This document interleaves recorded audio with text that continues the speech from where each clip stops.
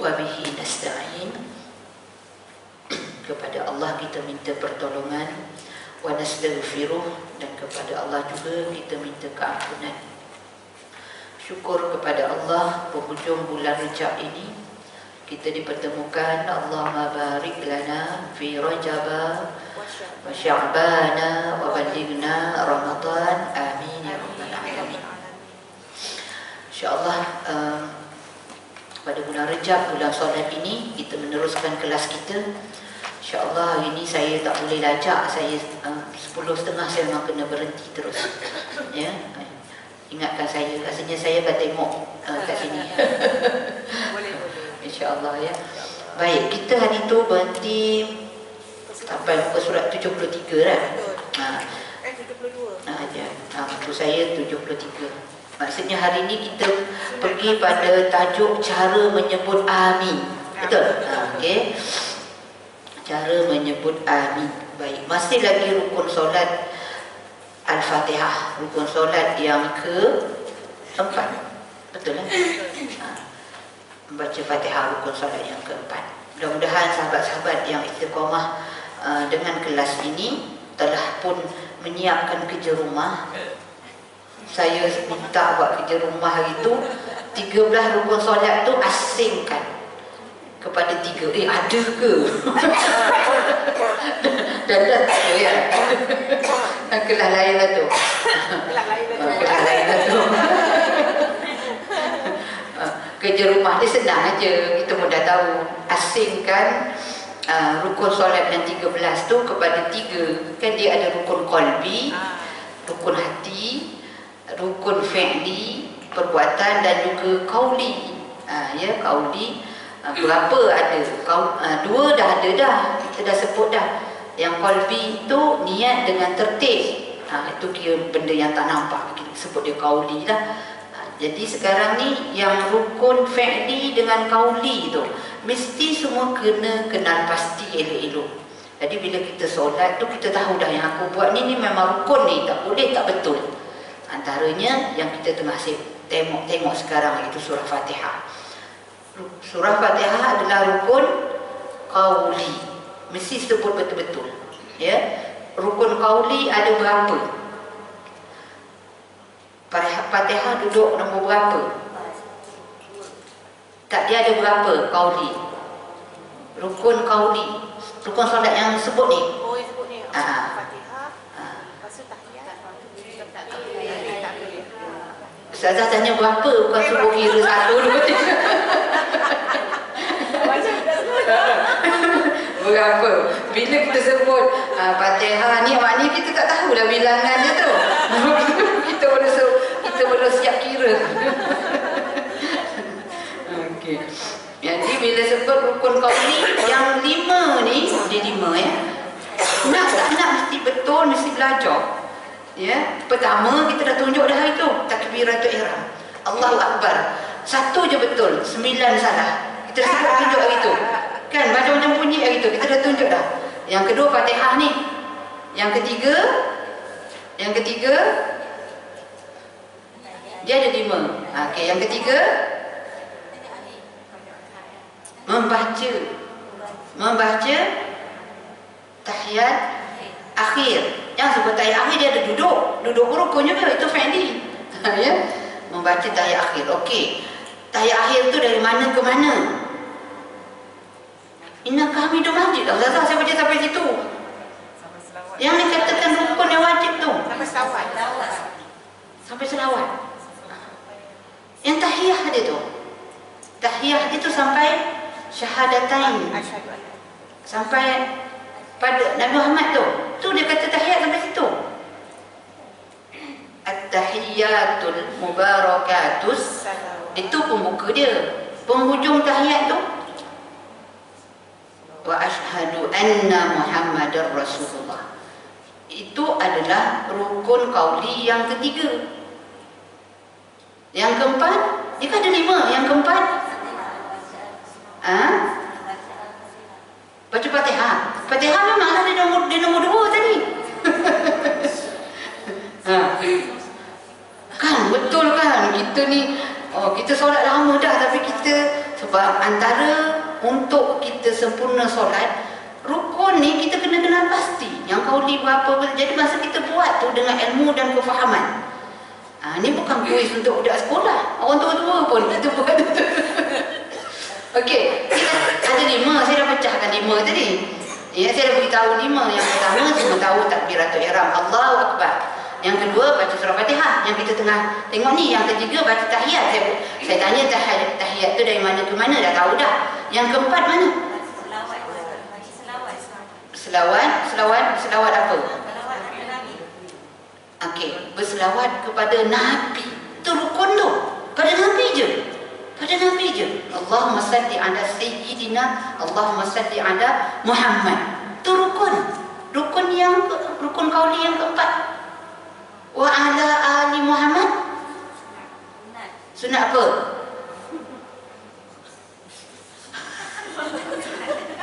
Memang sunat kan terpecah 2.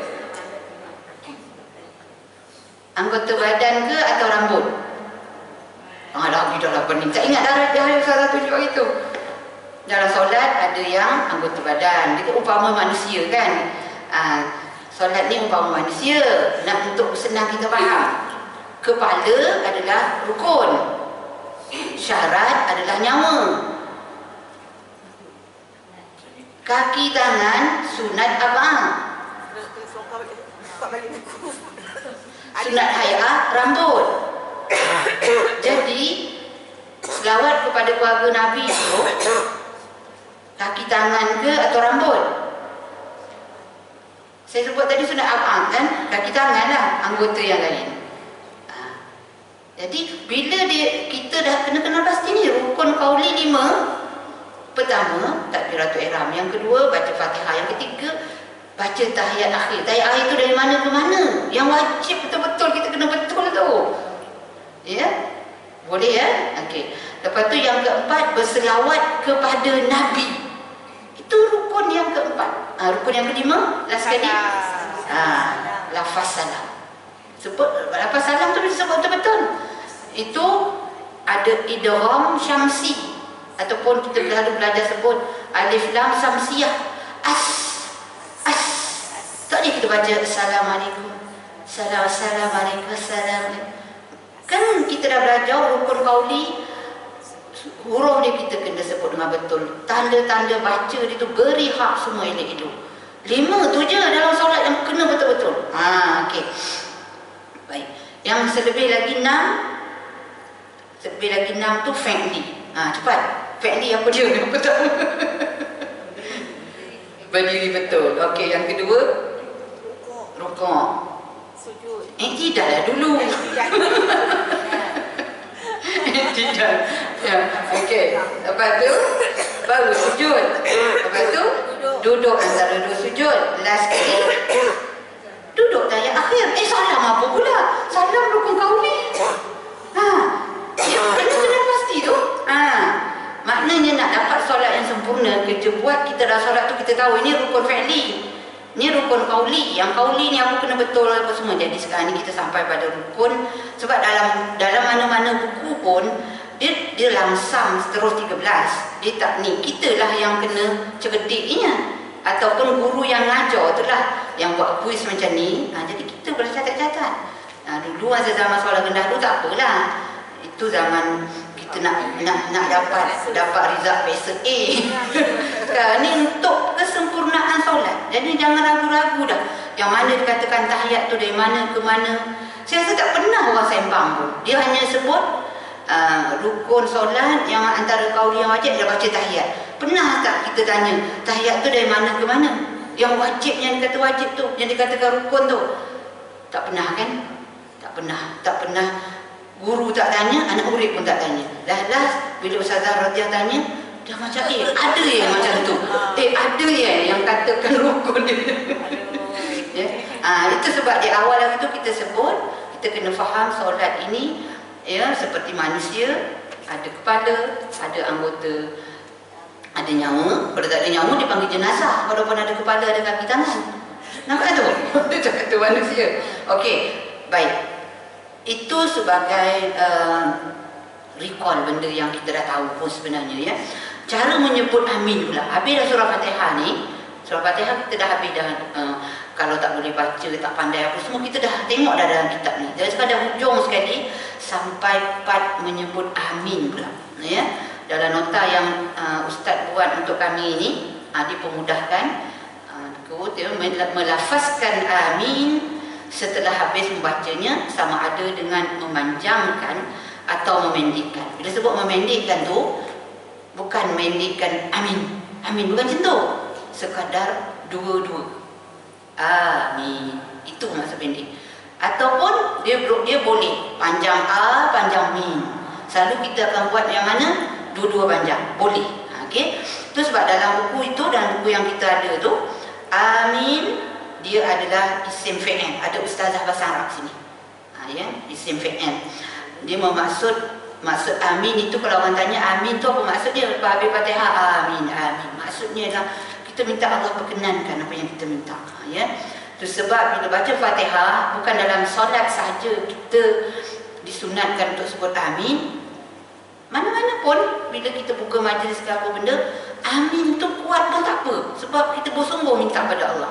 Ini waladhdallin, lepas tu senyap belaka. Ini hakikat. Hakikat. Takut benar sebut amin. Ya. Okey.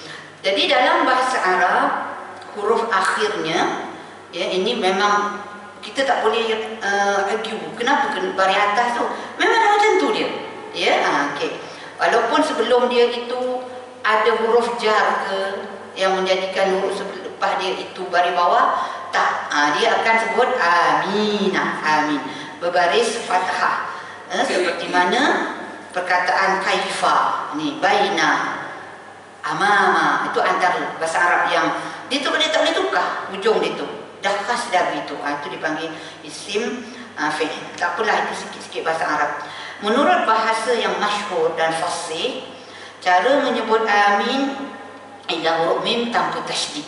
Ya, huruf mim tanpa tasydid dan dipanjangkan. Inilah yang kita buat. Ada orang sebut am. Walaupun ada perbahasan tentang itu, ditasydidkan mim. Ditasydid mim tu, ya, saya tulis.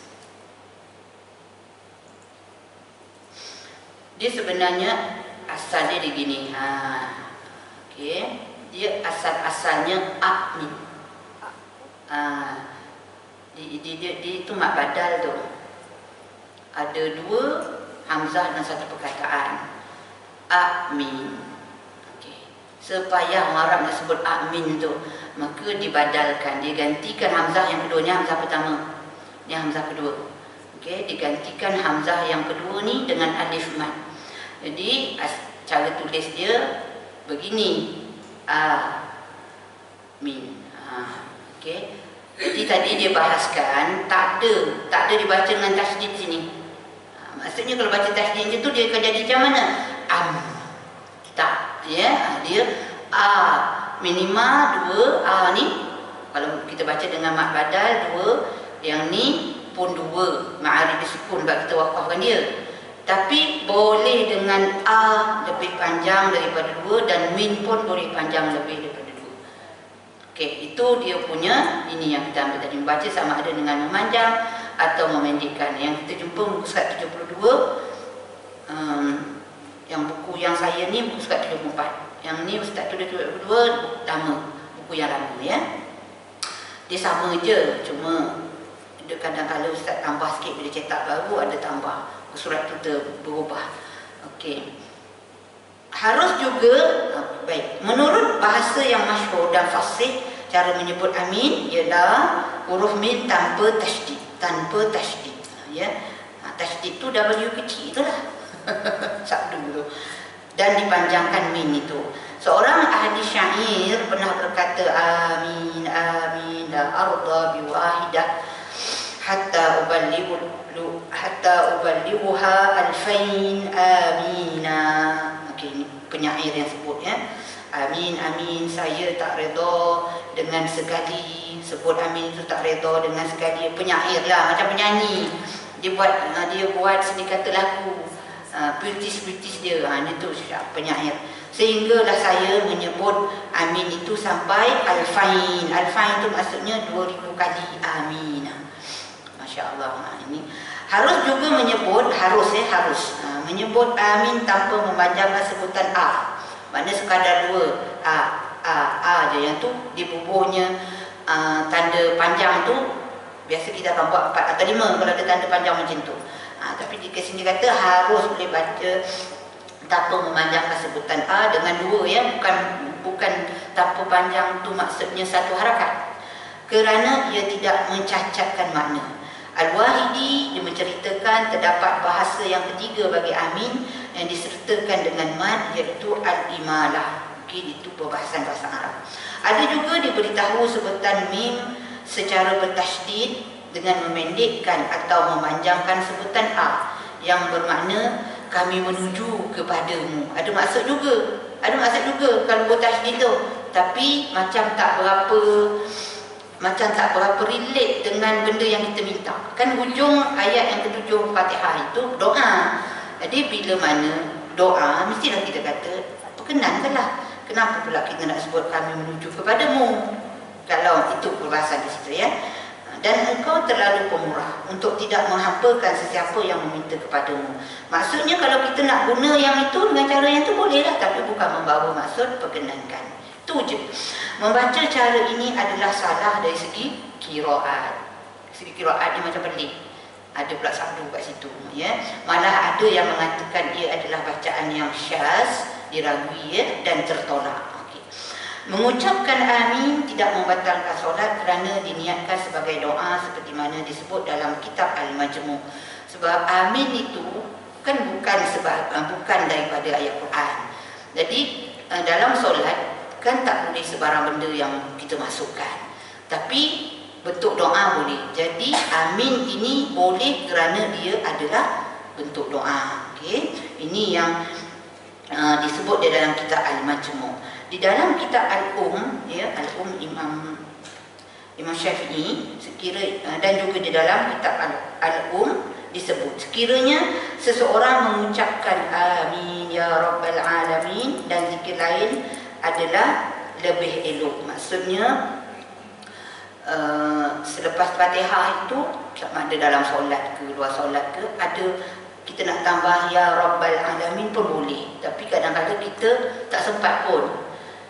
Cuma kalau di luar solat kita membaca Fatihah banyak kali, kita pun sebut amin ya rabbal alamin.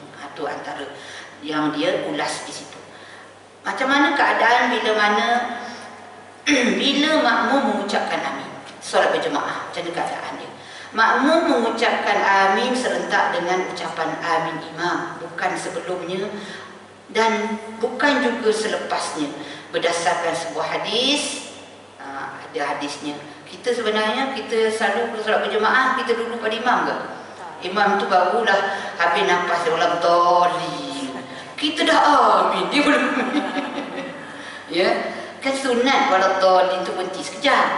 Sekadar kita boleh menyebut Rabbi ghafirli. Ya, tak sabar-sabar makmumnya. Ini hakikat. Betul, ya? Dia menyambut terus. Jadi berdasarkan hadis ini, ya, kita tengok maksud dia yang Nabi sebut ini. Sekiranya imam bila mana, ya, imam mengucapkan al-imamu fa aminu, dia mengucapkan amin, fa inna, maka sesungguhnya man, sesiapa pada waktu itu, man itu orang lah, ya, sesiapa pada waktu itu wafaqah ni sepakat. Maksudnya sepakat tu dah ada kata imam sebut amin, kita pun sebut amin, bersepakat, tu panggil wafaqah. Dalam bahasa Melayu yang mudah, serentak. Ya, serentak dengan amin imam itu, maka apa yang berlaku, ya,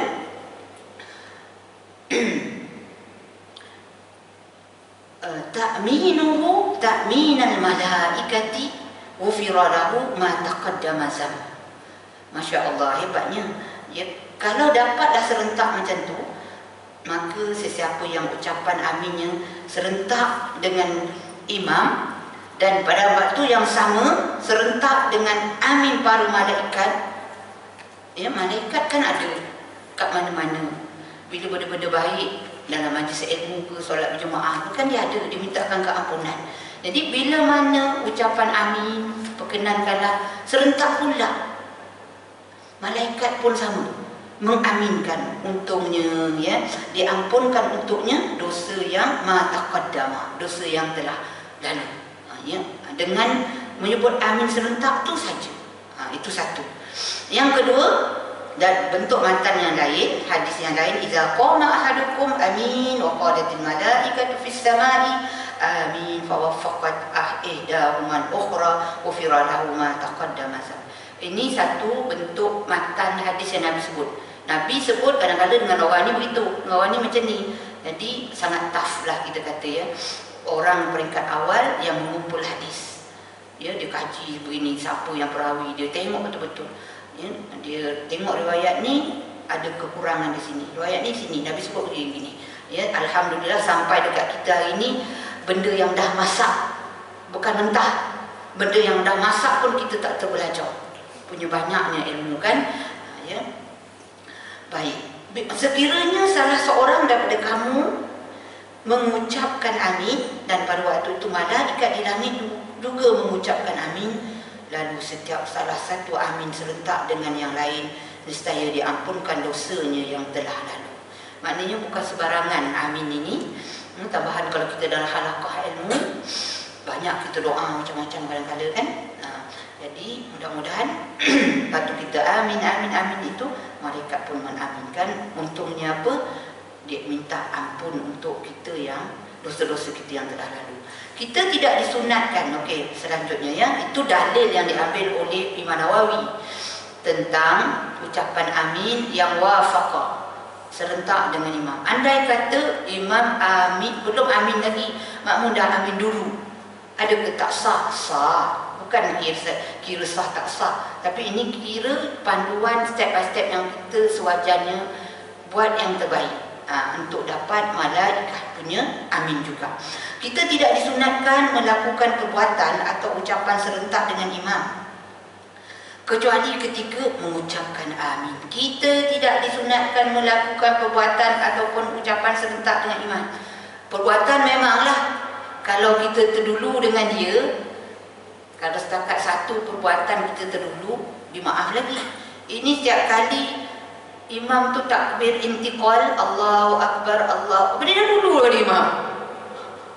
Yang takut tak sah. Baik kau jadi imam. Ya. Jadi sebenarnya tidak disunatkan melakukan perbuatan atau ucapan serentak dengan imam. Maknanya serentak. Imam imam rukuk, dia berrukuk. Sama-sama. Tak ada begitu, ya, itu tak nama ikut imamnya tu. Jadi yang sunat serentaknya satu je dia kata. Ni yang dibahas kan ni. Okey. Amin dia kata. Kerana mengaminkan di sini adalah kerana bacaan Al-Fatihah, bukannya kerana hendak mengaminkan semata-mata. Jadi maknanya tak bolehlah dulu atau jauh sangat kemudiannya. Sebabnya dia kata setelah habis baca Fatihah itu, maka sebaik imam habis membaca Al-Fatihah, makmum mengucapkan amin serentak bersama-sama imam. Oleh itu dapatlah diketahui bahawa yang dimaksudkan oleh hadis yang di atas tadi, apabila imam mengaminkan, ialah apabila imam hendak mengaminkan, bukannya apabila imam telah selesai mengaminkan. Bila sebut wafaqah serentak tu, kita orang Melayu faham dah kat situ. Ya, itu hadis-hadisnya, nota kecil tu. Okey, kita pergi terus. Makna menepati amin malaikat ialah menepati masa aminnya.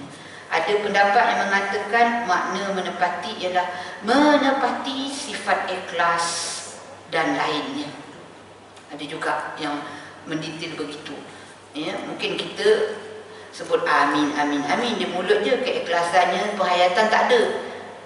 Banyak kali dah ni kita ni menyebut amin, tapi kita sekadar di mulut.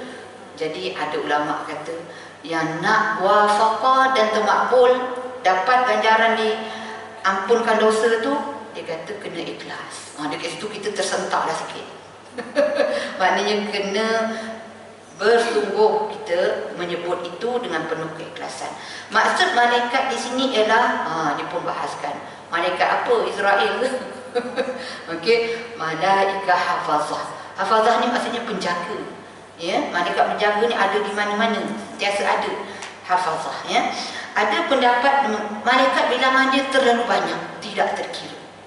Yang wajib kita imani yang besar-besar tu je lah, yang 10 tu. Ya, 10 yang ada kerja-kerjanya yang termaktub di dalam Al-Quran dan hadis menceritakan. Tapi bilangannya terlalu banyak. Sama juga jin syaitan, terlalu banyak, ya. Itu semua ciptaan Allah yang menginsafkan kita. Kononnya kita ni ramai manusia, berbilion-bilion, tidak ramai lagi yang namanya malaikat.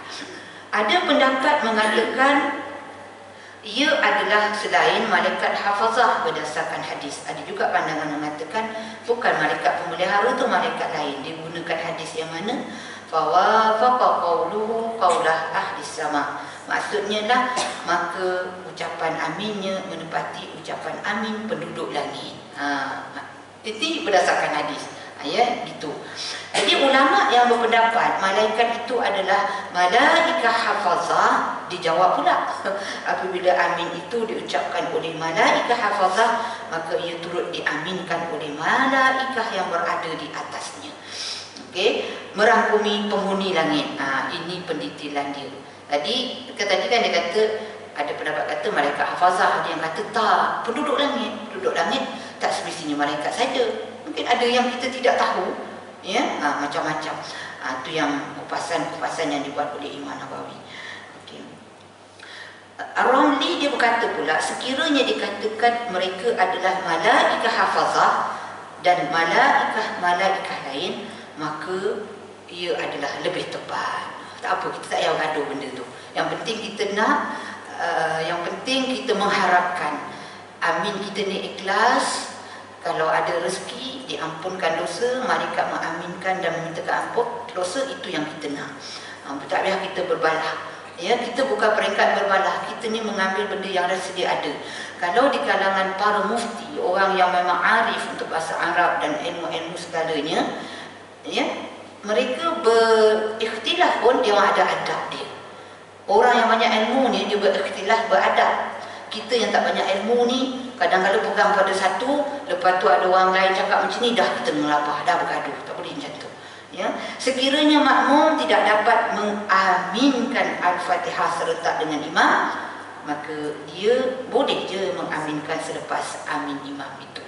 Mungkin juga, ya, kadang-kadang kan kita sunat mendengar bacaan imam waktu Fatihah itu.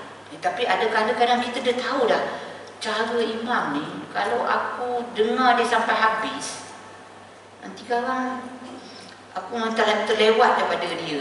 Mungkinlah kita punya andaian. Jadi kita pun dia dah pertengahan baca tu kan mendengar sampai habis tu sunat, tapi kita tak dapatlah pada sunat sebab kita dengar separuh je, sebab kita ada andaian lain.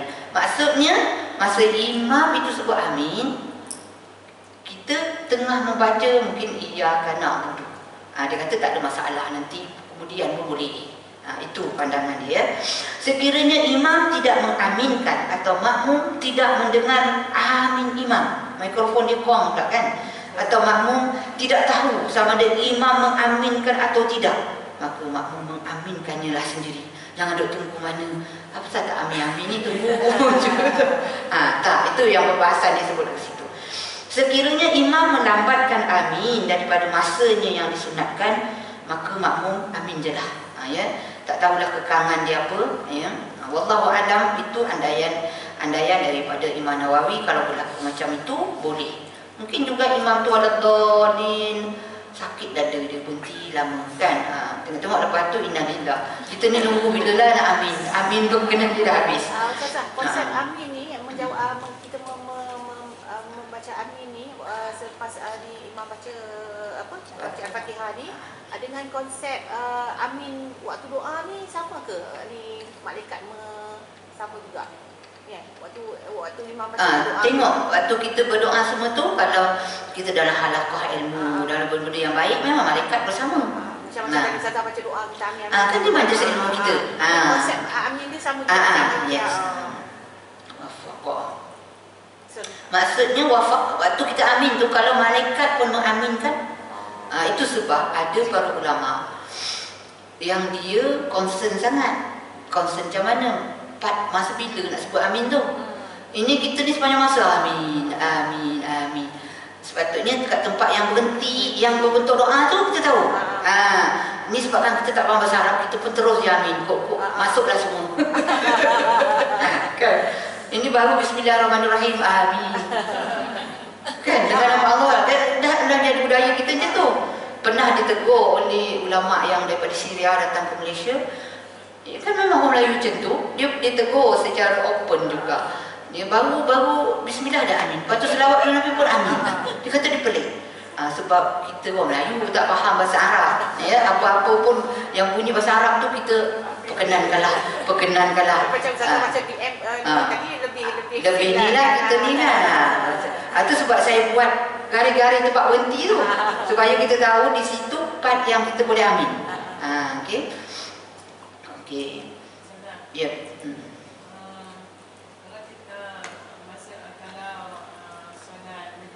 Kalau kita lambat baca Al-Fatihah tu kan, lepas tu imam dah amin kan, kita nak ambil bersama dengan imam. Lepas tu kita macam baliklah belakang tambah. Kita terus saja aminkan bersama imam, lepas tu baru kita Reverse balik. Boleh. Boleh. Ini masuk dalam kita tak mualat lah. Tak mualat, tak berterusan baca ayat tu disebabkan kita nak menyebut itu. Boleh, diharuskan. Diharuskan. Itu dalam part mualat. Ya, kan kita baca tu kan kena seterik. Mualat tu sunat. Ya. Okey. Baik. Sampai mana tadi tu?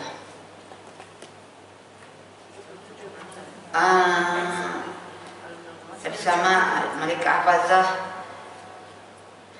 Okey, sekiranya imam tidak mengaminkan, makmum tidak mendengar, sekiranya imam melambatkan amin. Okey, itu sudah tadi. Sebelah dia. Imam Nawawi dia berkata pula, sekiranya makmum membaca Al-Fatihah.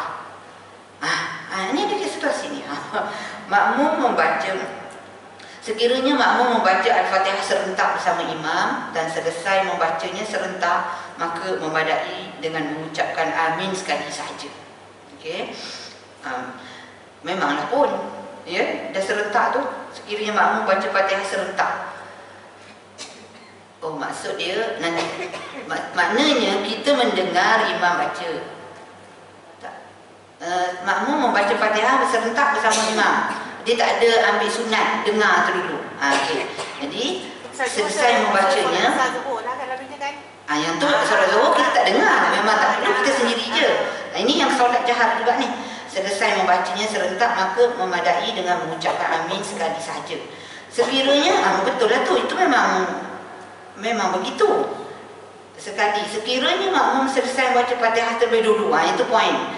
Ya, terlebih dahulu daripada imam, maka dia menunggu imam selesai barulah mengucapkan amin. Ini satu pandangan. Ini adalah pendapat Imam Al-Baghawi. Pendapat Al-Mukhtar, ya, terpilih. Mukhtar itu maksudnya yang terpilih, yang dipilih, ya. Dan betul, Baghawi kata sekali je tadi.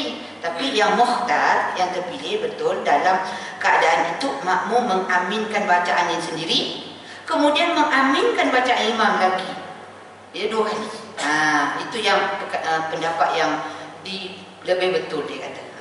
Benda tu khilaf saja. Okay.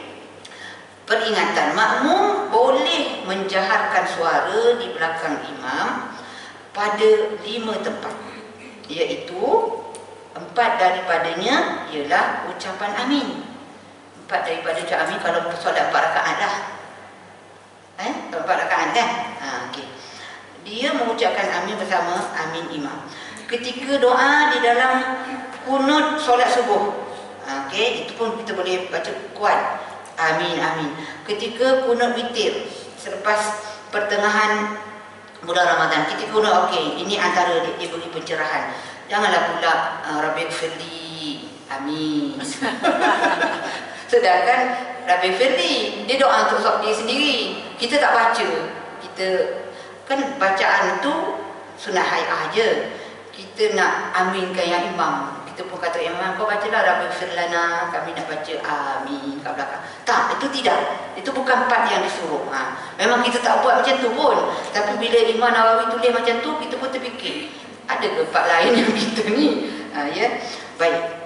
Okey, sunat membaca surah selepas membaca Fatihah. Disunatkan bagi imam dan orang yang solat berseorangan membaca surah selepas membaca Al-Fatihah walaupun dalam solat sir, kecuali pada rakaat ketiga solat maghrib atau rakaat ketiga dan keempat pada solat yang 4 rakaat.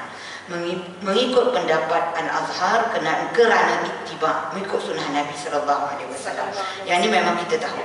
Ya, sebagaimana diriwayatkan oleh Bukhari dan Muslim.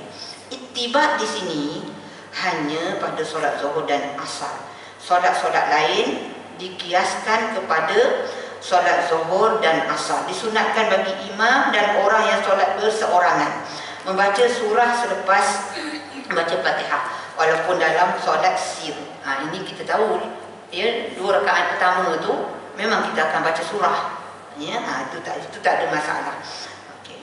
Sebab dia punya tajuk sunat membaca surah. Okey. Kan kita membahaskan pasal Fatihah. Jadi dia nak beritahu lepas Fatihah tu kalau tak baca surah jadi apa? Tak ada rambut lah, tu je lah. Sebab dia sunat hai'ah. Ya, disunatkan. Sunat membaca surah rakaat kedua. Okey, kita boleh tengok lepas ni. Sunat membaca surah rakaat kedua lebih pendek daripada surah rakaat pertama. Sebagaimana terkandung dalam hadis yang menjadi dalil sunat membaca surah. Baik, kita kena kira. Kena kira apa? bilangan ayat yang kita kan membaca ayat lazim. Yang kadang ada ayat lazim yang satu lagi kita mesti tahu dia kena ikut atas bawa ke bawah. Jangan menyongsang. Jadi disebabkan kadang-kadang ayat daripada atas bawah tu yang kita hafal, yang atas tu dia mungkin 3 kul pun kita kena hati-hati ya. 3 kul Al-Ikhlas, bukan kata salah, tapi kita kena tahu Al-Ikhlas berapa ayat? 4 kan? Al-Falaq 5, An-Nas, Qul a'udzu birabbin nas, malikin nas, ilahin nas, kita tak ingat dia punya benda. Tapi rasanya Al-Ikhlas tu ya, Al-Ikhlas tu lebih sedikit. Tapi kita baca Al-Ikhlas dulu. Kerana apa? Ranking dia. Dia kena dulu. Tapi kalau nak dapat sunat ni, sunat membaca surah rakaat kedua lebih pendek. Mana tak dapat lah, kita sudah tahu kita baca Allah, lepas tu An-Nas. An-Nas lebih panjang. Betul? Itu sebab ramai yang baca surah lain dulu. Wal 'asr innal insana lafi khusr illa allazi, 2 ayat tu. Lepas tu tutup dengan Al-Ikhlas. Al-Ikhlas ada 4. Al-'asr berapa? Itu kan join yang kita selalu. Tapi nak ceritanya bila kita belajar melihat kitab, kita akan berhati-hati lepas ni. Memang kita baca surah yang pendek tak apa. Memang disuruh kita, disunatkan pula surah itu surah yang lengkap. Surah yang lengkap. Itu yang kita dari dulu baca ayat lazim je sebab lengkap. Ya. Jadi orang yang baca tebuk-tebuk tu solatnya sah, tapi dia tak dapatlah pahala menghabiskan tu surah. Dia konon nak baca dia nak baca ayat kursi, surah Al-Baqarah tu. Habis satu surah Al-Baqarah dia nak baca. Ya, rakaat pertama surah Al-Baqarah, yang kedua Qul Huwallah. Betul. Sebab itu surah yang panjang. Tapi tak ada siapa yang mampu nak baca tu. Itu yang ditebuk-tebuk aja. Boleh tak tebuk? Boleh, solat sah. Ya, sebab kita jemu dah pulaknya. Asyik-asyik surah yang sama je. Aku nak surah apa yang dah hafal tu aku nak tebuk. Tapi nak ceritanya disunatkan. Ni kita ambil daripada sini. Membaca surah rakaat kedua tu lebih pendek daripada surah rakaat pertama sebagaimana terdapat tadi. Dan di hujung bab sifat solat ini akan dibincangkan sunat memanjangkan bacaan surah pada rakaat pertama ke atas bacaan rakaat kedua menurut pendapat yang al-asah. Begitu juga sunat memendekkan bacaan rakaat ketiga ke atas rakaat keempat. Ini kita tak pernah cek tu. Surah yang ketiga dengan yang keempat. Kalau pandangan yang mengambil 4 rakaat membaca surah. Tapi mazhab Syafi'i kita tak. Ada mazhab yang lain dia buat yang itu. Jadi kena ambil pot kalau dia mengikut pandangan begitu. Ya, yang mengatakan sunat membaca surah pada rakaat ketiga keempat. Zahirnya para ulama dia mengutamakan pendapat sunat membaca surah pada rakaat pertama dan kedua saja. Mereka menguatkan lagi pendapat ini berdasarkan hadis Nabi sallallahu alaihi wasallam, kana Rasul sallallahu alaihi wasallam yaqra'u fi dhuhri bil awwalin bi ummul kitab wa suratain wa fi rak'ataini. Yang selanjutnya, kita tengok maksud dia Rasulullah SAW, dia baca Ummul Kitab, Fatihah itu wajib, dan 2 surah pada 2 rakaat pertama dalam solat zuhur, dan baginda membaca Ummul Kitab pada 2 rakaat yang berikutnya.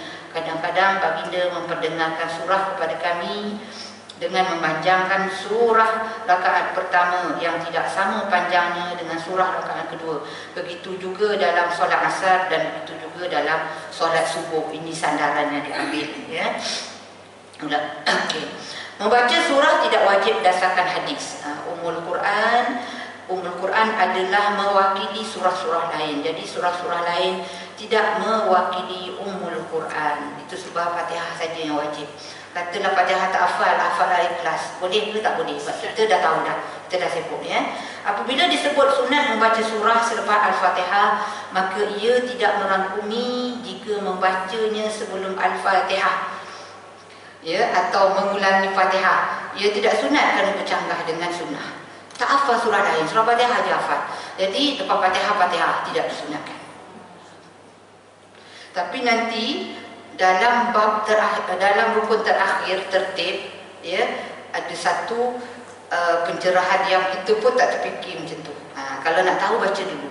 Nampak kita nak habis. Sebab saya nak berhenti kat sini, ya. Macam imam baca kan, contohnya kita kalau macam sajadah kan, kata kita dah hafal, tapi kalau kita nak mengikut imam baca juga, kita mumbling je macam, tapi tak dengar lah jemaah kan, tak apa ke? Tak salah kalau kita mengikut dia juga, dia baca boleh, kita tak ada kata tak sah. Tapi waktu tu lebih utamanya menghayati, kalau kita faham lah. Tapi kalau kita nak ikut baca, dia tak ada sah, tak ada batalkan solat pun. Dan yang sunat kita mendengar betul-betul ialah Fatihahnya. Tapi bila mana surah itu panjang, kita nak buat apa? Ya, disuruh menghayati juga. Tak terhayat sebab 30 ayat tu tak faham semua cerita pasal apa. Tapi kita dah cuba menghafal. Boleh. Daripada yang penting jangan lalai. Jangan lalai. Wallahu a'lam. Okey. Nak mengkonsep tadi, baca bilangan ayat yang lebih panjang itu lebih afdal lah. Rakaat yang pertama kedua membaca ayat yang lebih panjang kat pertama tu kedua lebih afdal daripada susunan surah lah. Tak, susunan tu pada perbahasan hadis yang lain. Mesti yang ikut ranking dia. Yang ni disebut pasal surah yang pertama tu lebih panjang. Itu buat dia. Jadi kat mana lebih afdal? Contohnya kalau rakaat pertama kita baca apa tu Al-Ikhlas, maknanya 4 ayat saja. Rakaat kedua kita baca An-Nas. 6 ayat tu maknanya. Tak boleh. Tak jadilah tu. Tapi ini sudah tak, ya, bukan. Itu sebab saya sebut awal tadi tu, benda yang kita banyak buat silap, tak mengikut yang ni. Surah yang tu, okey. Lebih afdal mengikut bilangan ayat lah. Ya, bilangan ayat. Dan yang tu pun susunan tu kita memang kena, itu memang kita dah maklum, kita tak ada tonggang terbalik. Tapi andai kata tonggang terbalik, solat sah, tak ada masalah. Solat sah. Tapi kita memang tak pernah fikir yang rupanya An-Nas tu lebih panjang daripada Al-Ikhlas. Ya. Biasa orang akan baca memang Al-Ikhlas dulu sebab dia nak baca An-Nas. Rupanya bila kita dah belajar ni, lebih sunat untuk cari surah yang lebih panjang. Tak payah dah ke, cuba baca, payah dah ke apa. Ya. Lepas ni balik tengok surah yang tu. Ya. Alam Tarokai. Alam Tarokai. Wallahu a'lam. Ya, saya